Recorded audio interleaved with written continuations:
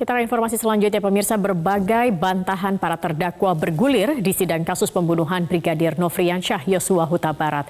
Setelah Verdi Sambo buang badan, membantah memerintahkan Richard Eliezer menembak Yosua. Kini giliran Eliezer menyerang balik mantan Kadif Propam Polri tersebut.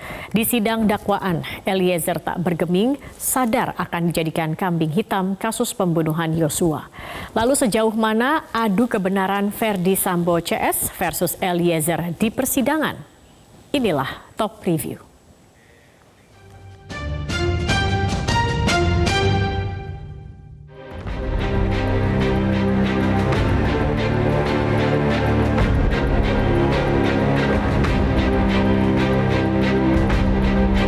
Dan untuk keluarga almarhum Bang Yos, Bapak Ibu, Resa, serta seluruh keluarga besar Bang Yos, saya mohon maaf. Semoga permohonan maaf saya ini dapat diterima oleh pihak keluarga. Tuhan Yesus selalu memberikan kekuatan serta penghiburan buat keluarga almarhum Bang Yos. Saya sangat menyesali perbuatan saya, namun saya hanya ingin menyatakan bahwa saya hanyalah seorang anggota yang tidak memiliki kemampuan untuk menolak perintah dari seorang jenderal. Sadar tengah dijadikan sasaran kambing hitam atas kasus pembunuhan berencana Brigadir Nofriansyah Yosua Huta Barat oleh mantan Kadif Propam Polri Verdi Sambo.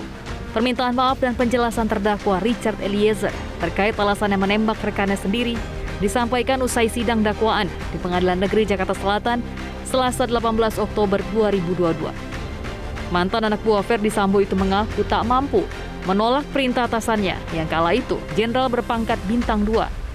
Sementara Eliezer adalah barada atau polisi dengan pangkat paling rendah. Menanggapi permintaan maaf Eliezer, pihak keluarga Joshua mengaku telah memaafkan. Namun ayah Joshua ingin agar proses hukum tetap berjalan sesuai aturan yang berlaku. Baradae minta maaf kepada kami orang tua, mama dan ibunya, mama dan ayahnya si almarhum Joshua beserta keluarga besar atas meninggalnya almarhum Joshua. Itu pun dia lakukan hanyalah atas perintah atasannya yang tidak bisa dia tolak. Jadi kami sangat memaklumi itu, sangat memaklumi apa yang dia perbuat. Jadi apapun itu, memang kita selaku umat beragama, kita diwajibkan saling memaafkan. Oleh karena itu, ya, kita ikuti terus perkembangan peradilan yang sedang berjalan. Joshua ditembak oleh Eliezer atas perintah Verdi Sambo di rumah Kadif Propam Polri di Duren 3, Jakarta Selatan, 8 Juli 2022. Namun dalam eksepsinya, Sambo buang badan, merasa tidak pernah memerintahkan Eliezer menembak Joshua, tetapi hanya meminta bekas ajudannya itu untuk menghajar Joshua. Jaksa penuntut umum dalam menguraikan dakwaan tidak menjelaskan dengan rinci seandainya atau seumpama kuat non terdakwa menembak korban. Jaksa penuntut umum tidak menjelaskan senjata apa yang digunakan oleh terdakwa. Padahal dalam surat dakwaan sejak awal jaksa penuntut umum tampak yakin dalam menyebutkan beberapa jenis senjata. Namun dalam peristiwa tersebut jaksa penuntut umum sama sekali tidak menyebutkan atau menjelaskan senjata yang digunakan terdakwa jika seandainya kuat non terdakwa melakukan apa yang dituduhkan oleh jaksa penuntut umum tersebut. Sebelumnya dalam dakwaan, jaksa penuntut umum membacakan kronologi kejadian bahwa Verdi Sambo masuk ke rumah Duren 3, Jakarta Selatan dengan sarung tangan hitam dan membawa pistol jenis HS milik Joshua. Di dalam rumah, Sambo memerintahkan Richard Eliezer menembak Joshua dan Eliezer mematuhi Sambo dengan menembak Joshua sebanyak 3 atau 4 kali dengan senjata Glock 17. Sambo lalu menjadi pihak yang terakhir menembak. Dakwaan jaksa ini sesuai dengan proses rekonstruksi. Saat itu, terlihat Sambo mengarahkan pistol ke arah Joshua. Kemudian Sambo meletakkan pistol HS ke tangan kiri Joshua. Terdakwa Verdi Sambo SH MH menghampiri korban Nofriansyah Yosua Huta Barat yang tergeletak di dekat tangga depan kamar mandi dalam keadaan tertelungkup masih bergerak-gerak kesakitan. Lalu untuk memastikan benar-benar tidak bernyawa lagi, terdakwa Verdi Sambo SH MH yang sudah memakai sarung tangan hitam, menggenggam senjata api dan menembak sebanyak 1 kali mengenai tepat kepala bagian belakang sisi kiri korban Nofriansyah Yosua Huta Barat hingga korban meninggal. Sementara, jaksa mendakwa istri Ferdi Sambo, Putri Chandrawati, bersama-sama melakukan pembunuhan berencana terhadap Joshua. Atas dakwaan itu, Putri Chandrawati justru mengaku tidak mengerti isi dakwaan yang dibacakan oleh jaksa penuntut umum. Bahkan, ketika kesimpulan dakwaan dibacakan ulang oleh jaksa, Putri mengaku tetap tidak mengerti. Saudara sudah mengerti atas dakwaan dari jaksa penuntut umum tadi? Mohon maaf Yang Mulia, saya tidak mengerti akan dakwaan tersebut. Tidak mengerti? Ya, saya tidak mengerti. Silahkan dijelaskan lagi, saudara jaksa penuntut umum. Apa inti dari dakwaan ini? Jadi karena izin majelis, karena terdakwa Putri Chandrawati tidak mengerti, maka izinkanlah kami menjelaskan dengan bahasa yang singkat. Bahwa pada sidang kali ini adalah acara pembacaan dakwaan terhadap terdakwa Putri Chandrawati didakwa telah melakukan pembunuhan berencana sebagaimana pasal 340 KUHP junto pasal 55 ayat 1 ke 1 KUHP. Di sisi lain, Putri Chandrawati terlihat lebih emosional ketika pengacara membacakan eksepsi atau nota pembelaan. Khususnya, saat pengacara membacakan kronologi peristiwa di rumah Magelang, Putri terlihat menyimak apa yang disampaikan dan sesekali mengusap matanya. Setelah sidang Putri selesai, sidang dilanjutkan dengan sidang dakwaan terdakwa Riki Rizal Wibowo. Berbeda dengan Putri Chandrawati, Riki Rizal menyatakan mengerti dengan isi dakwaan yang dibacakan oleh jaksa penuntut umum dan akan mengajukan eksepsi. Pasalnya, dakwaan jaksa penuntut umum dinilai tidak cermat, tidak akurat, dan penuh dengan asumsi. Iya, persepsi dan asumsi adalah bahwa di situ ada dalam dakwaan tuh ada unsur bahwa Bribka Riki Rizal itu berada di Duren 3 hanya di depan pagar hanya untuk mengawasi, dalam rangka mengawasi Brigadir Joshua yang ada di halaman dalam yang samping. Padahal Bribka Riki Rizal itu berada di depan pagar adalah memang etika seorang ajudan tidak dapat memasuki rumah ketika tidak dipanggil atau belum dipanggil oleh komandannya atau ibu PC. Ia tidak mengatakan bukan karena dia tidak ingin mencegahnya, karena dia masih bertanya-tanya saat itu. Saat dia turun dari lantai 3 ke lantai 1 untuk memanggil Richard, dia masih bertanya-tanya. Dia pun masih syok. Di situ juga keterangan BAP Richard Eliezer juga menyatakan bahwa saat Bribka Riki Rizal itu memanggil, bilang bahwa Richard Eliezer dipanggil oleh Bapak, itu mukanya Bribka Riki Rizal itu sudah pucat dan panik. Itu juga sudah membuktikan bahwa klien kami pun juga syok saat itu. Dan memang dibilang rentan waktunya juga tidak sangat cepat ya Mbak. Kalau misalkan dari CCTV juga tidak cepat untuk dia berpikir dengan jelas bahwa saya harus ngomong nggak dengan yang lain. Dan pikiran dia juga kalau saya ngomong dengan yang lain, bahkan ini belum ada kejadiannya, hanya pertanyaan dari Bapak, apakah itu tidak akan menjadi bumerang buat saya? Terkait dengan eksepsi dan bantahan para terdakwa, pakar hukum pidana Ganjar Laksmana mengingatkan sulitnya Richard Eliezer untuk lolos dari pasal pembunuhan berencana. Terlebih rekan Eliezer, Riki Rizal, memilih menolak perintah Ferdi Sambo untuk menembak rekannya Joshua. Sebaliknya nih, jadi pertanyaan, kenapa Eliezer tidak bisa menolak? Ya, kalau dibilang perintah atasan, Riki bisa menolak perintah atasan. Ya, dan begini, di dalam hukum pidana itu sebetulnya terminologi yang tepat di pasal 51 adalah perintah jabatan.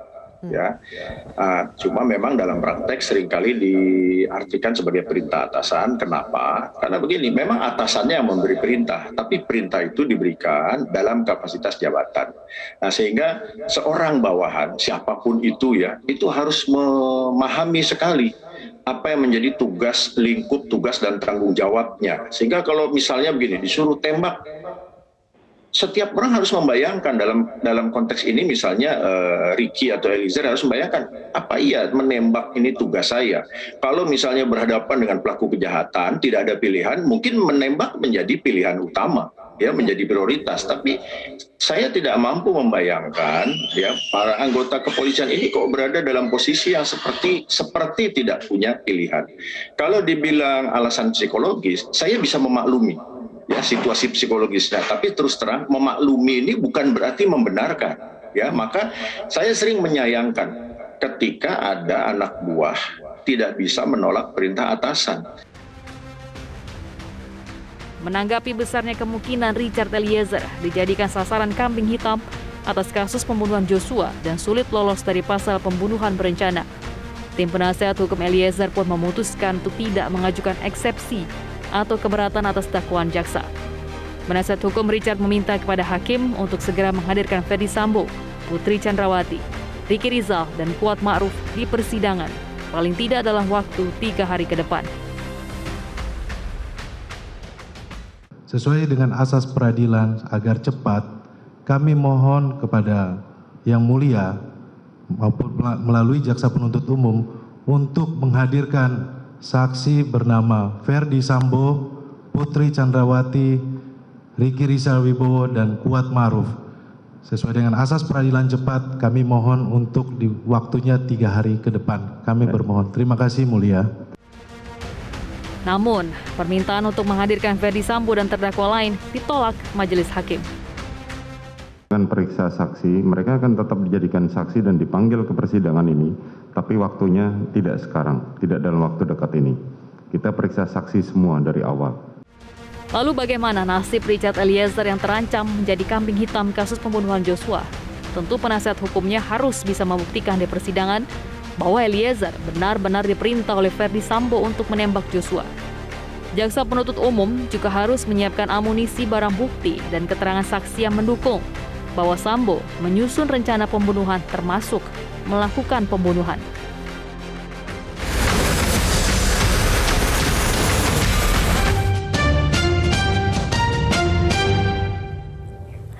Pemirsa, Hendra Kurniawan menjadi salah satu dari 6 perwira Polri yang didakwa melakukan tindakan menghalangi penyidikan atau obstruction of justice dalam perkara pembunuhan berencana terhadap Brigadir Nofriansyah Yosua Huta Barat. Saat pembacaan dakwaan, Hendra disebut sempat mengonfirmasi isi CCTV yang bertolak belakang dengan apa yang diceritakan Sambo kepadanya. Ferdi Sambo menceritakan soal tembak-menembak antara Yosua dan Eliezer di kediamannya karena Yosua melakukan pelecehan seksual kepada Putri Chandrawati. Berbekal pernyataan dari Sambo, Hendra menghubungi AKBP Ari Cahya Nugraha untuk memeriksa CCTV rumah dinas Ferdi Sambo di Duren 3. Berhubung tengah di Bali, Ari menyuruh anak buahnya Irfan Widianto. Irfan mengambil DVR CCTV di pos security yang berada di TKP, kemudian mengganti dengan DVR CCTV yang baru. Setelah dilihat hasil rekaman CCTV, Irfan lalu melapor pada Arif Rahman Arifin dan Hendra Kurniawan. Dalam dakwaan JPU, Hendra Kurniawan mengajak Arif Rahman Arifin untuk menemui Ferdi Sambo ke ruangannya. Kedatangan tersebut untuk memastikan isi CCTV yang sudah ditonton oleh anggotanya ke Ferdi Sambo.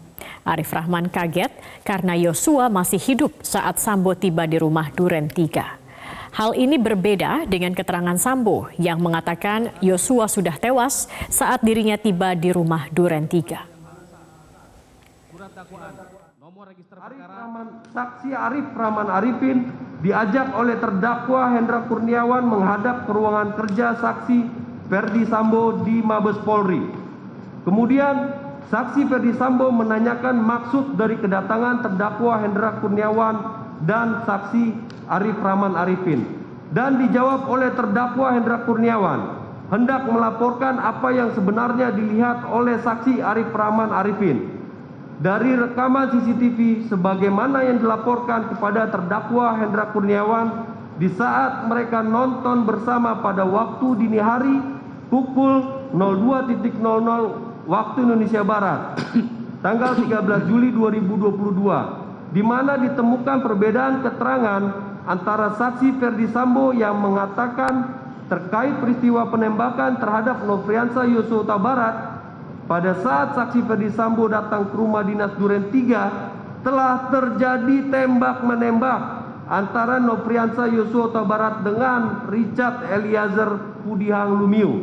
Namun, berdasarkan rekaman CCTV pos security Komplek Perumahan Polri Duren 3 yang telah ditonton oleh saksi Cuk Putranto bersama saksi Arif Rahman, saksi Baikuni, dan saksi Ridwan Riki Nelson Soplangit, terlihat dalam rekaman video CCTV tersebut bahwa pada saat saksi Ferdi Sambo datang ke rumah dinas milik saksi Ferdi Sambo di Duren 3 nomor 46 terlihat bahwa Nofriansah Yosua Huta Barat masih hidup dan berjalan di taman rumah tersebut. Kemudian saksi Ferdi Sambo mengatakan bahwa itu keliru. Namun pada saat itu saksi Arif Rahman Arifin mendengar nada bicara saksi Ferdi Sambo sudah mulai meninggi atau emosi dan menyampaikan kepada terdakwa Hendra Kurniawan dan saksi Arif Rahman Arifin, "Masa kamu tidak percaya sama saya?" Usai sidang dengan terdakwa Hendra Kurniawan, jaksa menghadirkan terdakwa Agus Nurpatria. Agus merupakan salah satu orang yang berperan menyita CCTV dari sejumlah tempat yang berdekatan dengan rumah dinas Ferdi Sambo. Peran ex-Kadena Biro Paminal, Kombes Agus Nurpatria Adi Purnama dalam perkara obstruction of justice terungkap dalam sidang di Pengadilan Negeri Jakarta Selatan pada hari ini. Dalam dakwaan, Agus Nurpatria mengetahui betul satu-satunya CCTV yang menyorot rumah Ferdi Sambo atau rumah dinas Ferdi Sambo di Kompleks Polri Duren 3 Jakarta Selatan. JPU mengatakan Agus memahami betul kegunaan CCTV yang menjadi petunjuk kuat atas peristiwa penembakan di rumah Sambo. Terdakwa Agus Nurpatria Adi Purnama SIK memilih dan memastikan hanyalah CCTV yang ada di pos security komplek perumahan Polri Duren 3 RT 05 RW 01 Kelurahan Duren 3 Kecamatan Pancoran Jakarta Selatan yang diambil karena letak dan sorot CCTV-nya mengarah ke rumah dinas saksi Ferdi Sambo SH SIK MH. Padahal CCTV yang menyorot lokasi terjadi penembakan hanyalah satu-satunya CCTV tersebut. Atas dasar tersebut, terdakwa Agus Nurpatria Adi Purnama SIK memahami betul kegunaan CCTV tersebut merupakan petunjuk yang kuat atas terjadinya penembakan di rumah saksi Ferdi Sambo SH SIK MH